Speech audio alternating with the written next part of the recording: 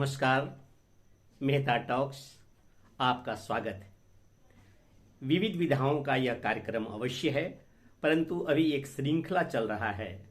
गांधी जी, नाथूराम गोडसे एवं संत कालीचरण महाराज। नाथूराम गोडसे के ऊपर जो अभियोग है गांधी हत्या प्रकरण का, उसमें नाथूराम गोडसे ने जो किताब लिखी है, जिसके विषय में मैंने चर्चा किया है कि गांधी वध क्यों, और इस गांधी वध क्यों के लिए वे अदालत में सशरीर उपस्थित होकर अपना बयान दे रहे हैं।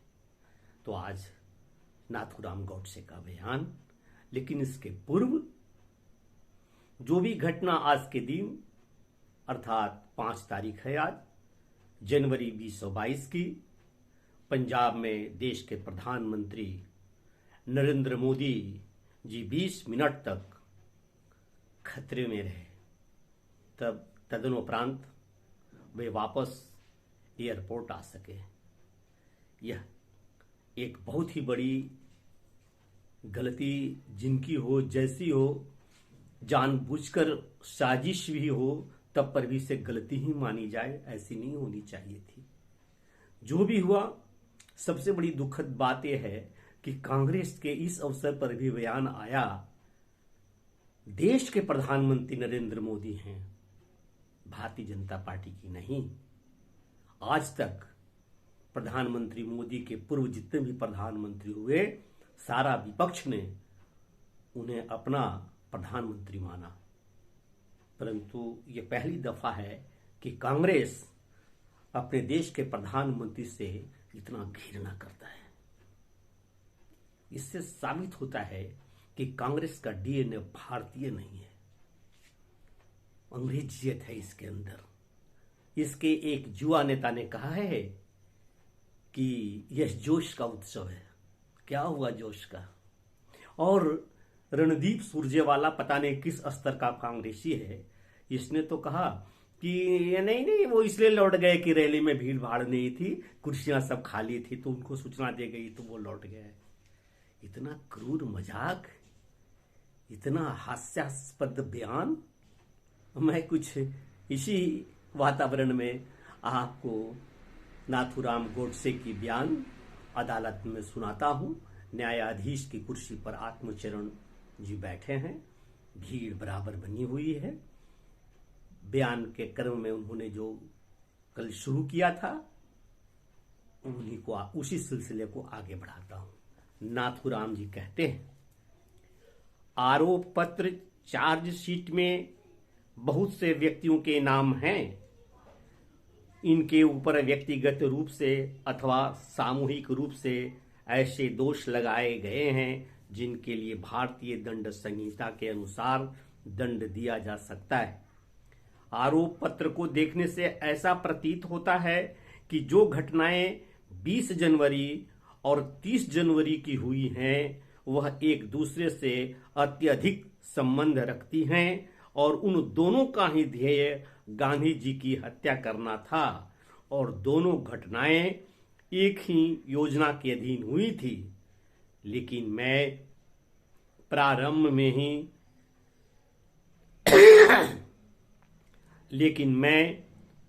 में ही इस बात को बिल्कुल स्पष्ट कर देना चाहता हूं कि 20 जनवरी और 30 जनवरी की घटनाओं में परस्पर लेश मात्र भी कोई संबंध नहीं था।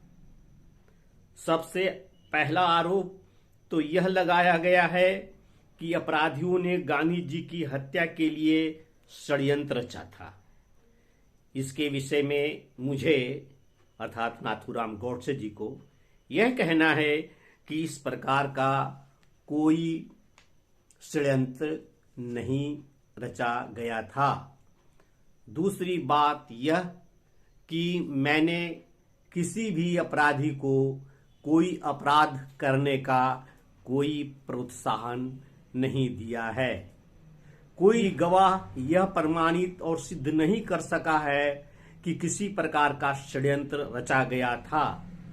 केवल ऐसा एक ही साक्षी है जिसका नाम दिगंबर आर बड़गे है, और जिसका अभियोजक साक्षी क्रमांक 57 है, 57, जो कि इस षड्यंत्र को सिद्ध करना चाहता है, परंतु इस साक्षी का लेश मात्र भी विश्वास नहीं किया जा सकता है।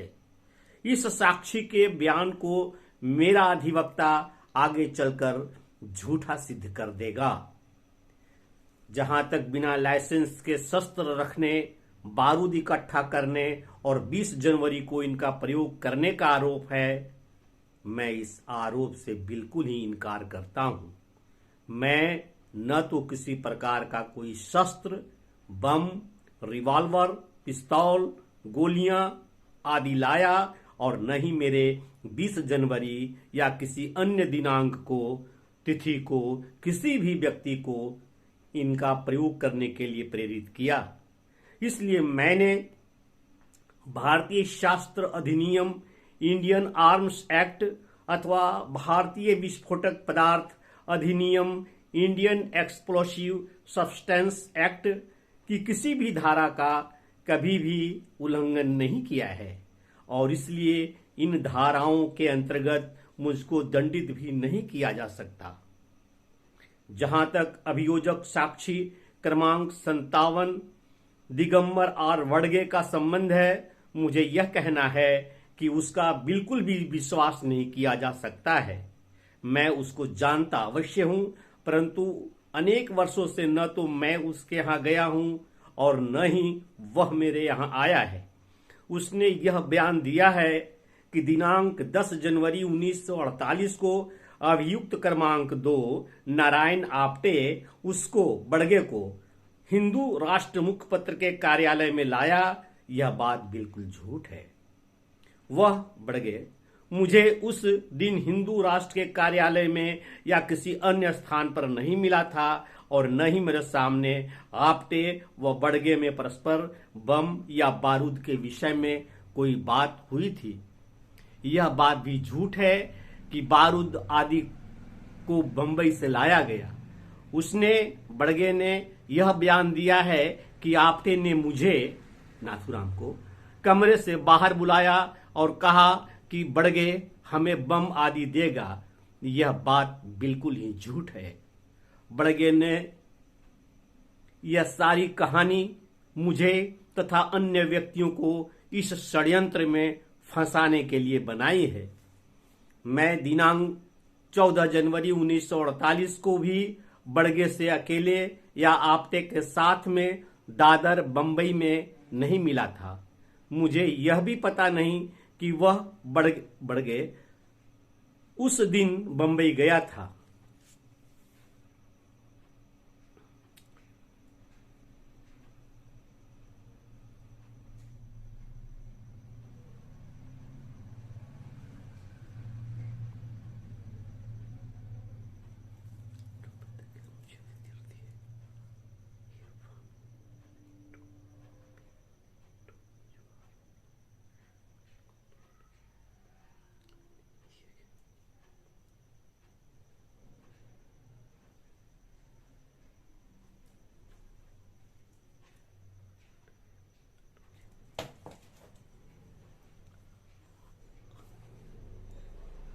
आरोप पत्र के अनुच्छेद 3 A1 तथा A2 एवं B1 तथा B2 में लगाए गए आरोप पूर्णतः गलत है, झूठ है। और इस प्रकार से